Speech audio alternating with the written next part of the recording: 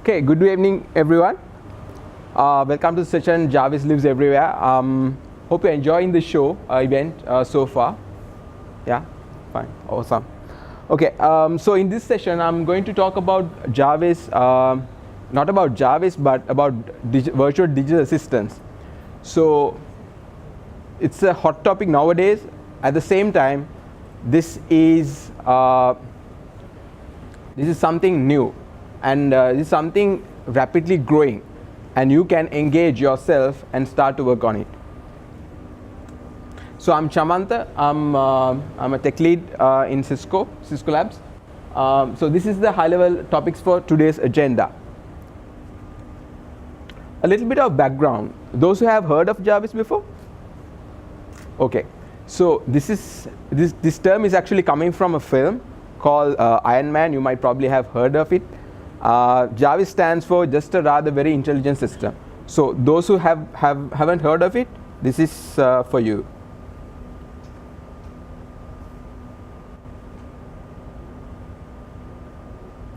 I'm sorry. Jarvis, you there? At your service, sir. Gauge heads up display. Check. Port offices. As you wish. Jarvis, where's my flight power? That's one. Sir, the suit is not combat ready. Repulsor signature is significantly higher.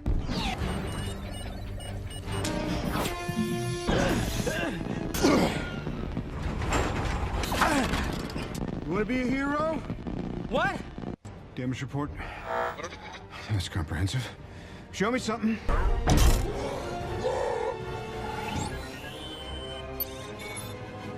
How quickly can we buy this building? Okay, so these are some of the things that Jarvis can do. It's not the reality, but reality is not far away from this. Today you can ask certain things of certain questions from your digital assistants, but I'm pretty sure it's going to be in this level in coming years. So having said that, this is not the first time that we're thinking of a perfect digital assistant.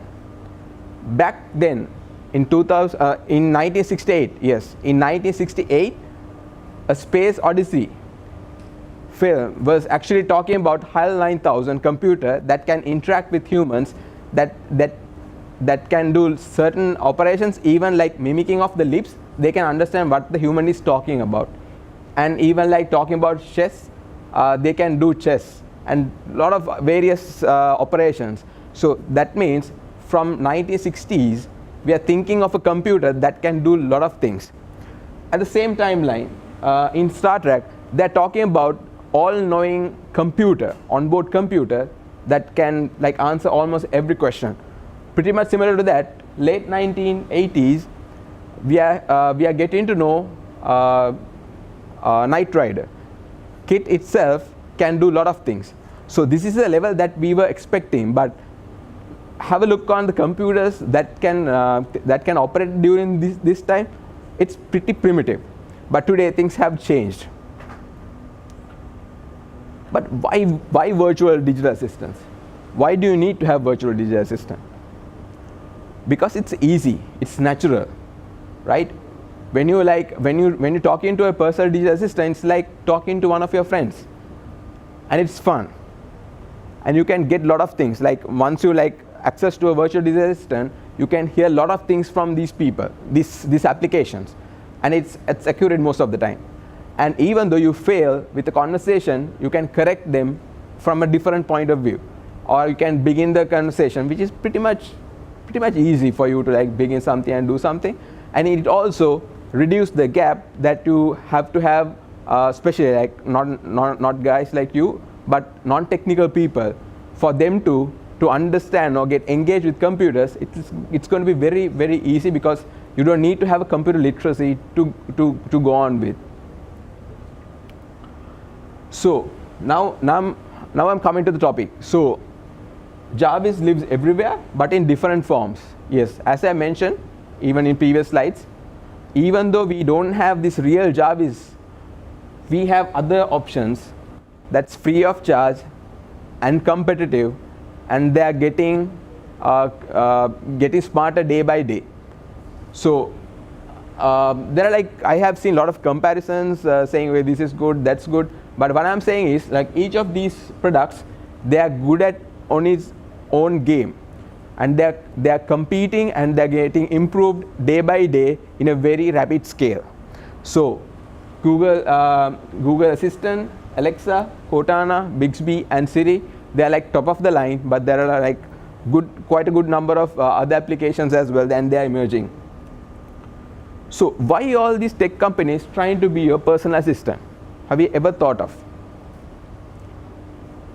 Before that, let's see, before this, what's the era?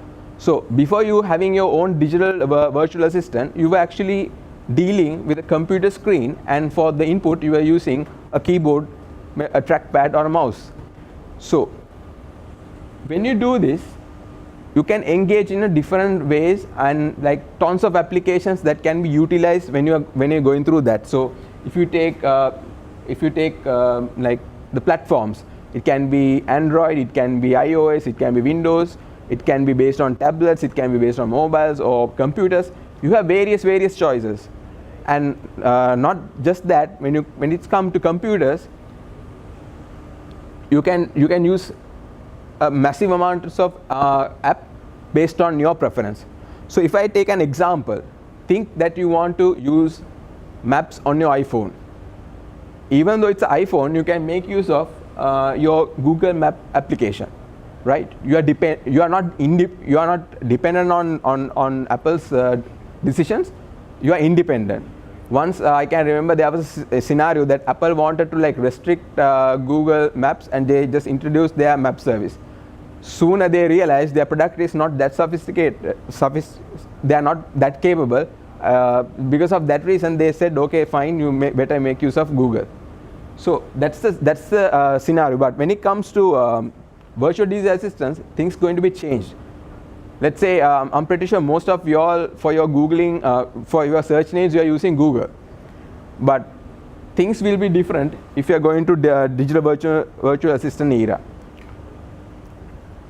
This is the reason why tech companies are trying to get into this position, because once you have this in place, you will no longer talk into applications.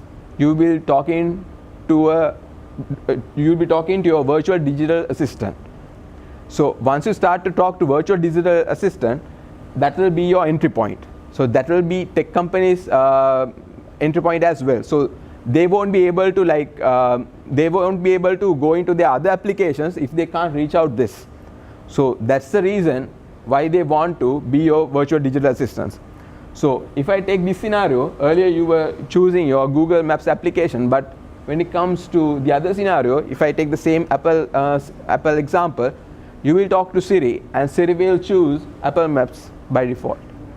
You can't control that. While you are driving, you can't change that. I'm not quite sure whether they are providing that facility on a different mode or settings, but once you naturally if you talk to Siri, definitely it's going to be Apple Maps. And let's say you want to find something. If you are a developer, I'm pretty sure you are using Google, but in this case, if you're planning to search for something, it will be Siri's result, right?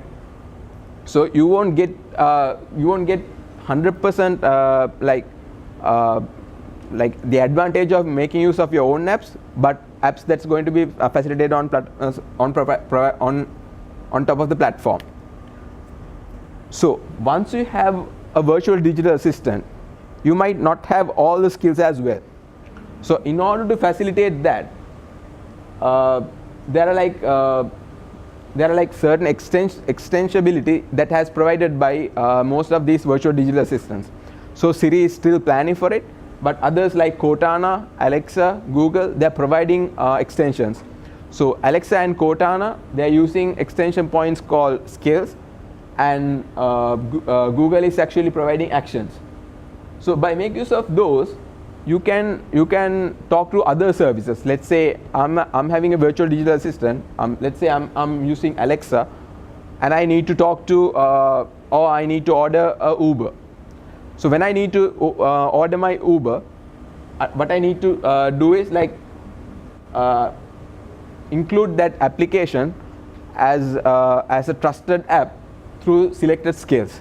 So when you have a connected skill, all I need to do is like talk to that application, saying, okay, Alexa, order my Uber application. So Alexa will realize, okay, this is a certain skill that I need to invoke, and it will start to talk to that. Not just that. So in order to provide the flexibility to your virtual digital assistant, some of these virtual digital assistants working together. So that's a classic example that we saw in recent past. That's Alexa Cortana relationship. So through Alexa or Cortana, you can like talk to the other application. If you ask, okay, Alexa, connect me to Cortana, then Cortana will start to speak on the same device. So that's how they try to facilitate more reliable ways of communicating or getting things done when it comes to extension points. So if you think of building your own skill set, what can you do? So I'm actually coming to that point. So when you, like, for an example, like Uber, if you think you need to build an application as such, this is how it works behind the scenes. So when customer asks a question, that question is actually going to Alexa's end. In that, they will realize, okay, it has actually invoked certain skill and understand what sort of operation that they have invoked. So all of them is actually happening at their clouds, and they'll be taking that decision, and they will send necessary API invocations to your skill set. So once you have that skill set in place, and when you process it behind the scenes, you will realize, okay, this is the outcome that I need to give. So that speech will be sent as text, and it will be reflected on your Alexa device. So in this case, I've actually taken the Alexa scenario, but all other Cortana and Google, it's the same use case. And if there's anything that needs to be shown as graphical representation, that's also available. So this is how you can interact, and this is how Alexa interacts with your application and get things done. But how you can fulfill this? For that, you need to have the Amazon developer portal in order to get things done. So when you have an account, all you need to do is like provide the application, the intents that you are planning to cover, and the utterances. So when you give certain number of sample utterances, their backend processors will realize the use case and will start to act accordingly.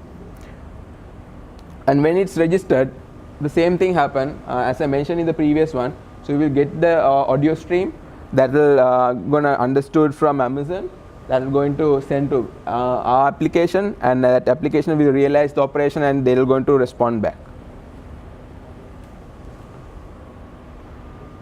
So all of them are pretty good, cool features, but what's going to happen to your privacy? So let's say you are in a room, you are in a private space of yours. You will be talking certain things, your personal things and all. But when you have a device like this, your personality or your privacy is actually gonna expose, because there's a device listening to us. So these are cool applications, cool devices, but it actually listen to what we are going to say. So its relationship is a bit different. But all of these tech companies, they are going to tell they are not, they're going to take care of our data.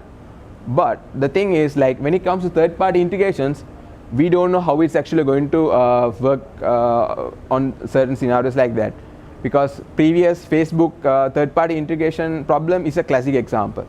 So like that, we might have privacy issues, but at the same time, we also most of the time we'll be taking that decision and think, okay, that's fine, I'm going to get a lot of benefits, therefore losing or like exposing certain details is fine for us, but that's a personal choice. And the other thing is how you can build things like this. I mean, like Google Assistant or a Siri kind of application. Is it something feasible? Before talking about it, we listen to this.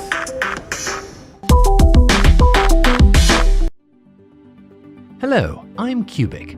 and this is going to be a lot of fun. I'm your digital co-pilot, bridging the gap between you and all of your scattered technology. And talking to me is just like talking to a friend.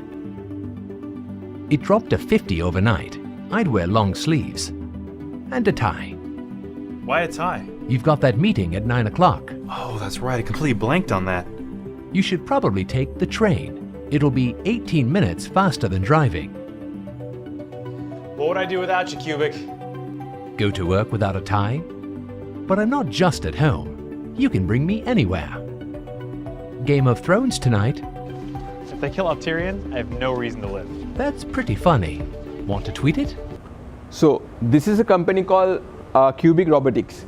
They were actually challenging Siri, Google Assistant, and like virtual assistants that I mentioned above. So they were actually planning to do quite a good job than all of those competitors. But all of them are coming from like well-known, well-recognized tech companies. This is actually a startup, but their thought process was very much higher than that. This is around 2014-15, if I'm not mistaken. So soon after I got this presentation, I actually went through the same company again, and I realized this. They are no longer doing that business. Instead of that, what they're doing is like building skills on top of Alexa. So this is the reality. So if I take myself, I also had a dream of creating a own personal JARVIS for myself.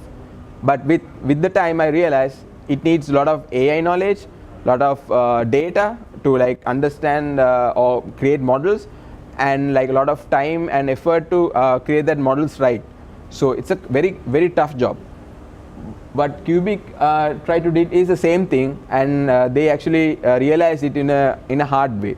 So finally, they have realized it's not something they can do. Instead of that, they're actually building on top of Alexa. So still, you might think this is realistic. Yes, it can be realistic, and when you have a cool or a different approach of doing it, you might actually in a position to beat those tech companies as well. But still, there's a high chance that we might not get the luxury of doing it if you don't have above mentioned like resources, time, and the data that you think of planning or that you think of like making it right.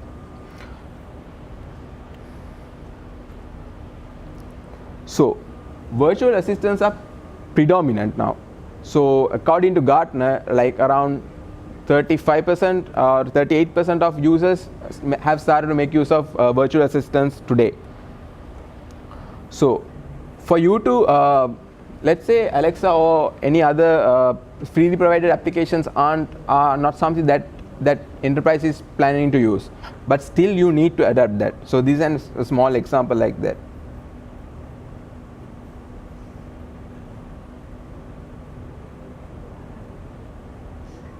More and more companies are creating automated technology to interact with their customers.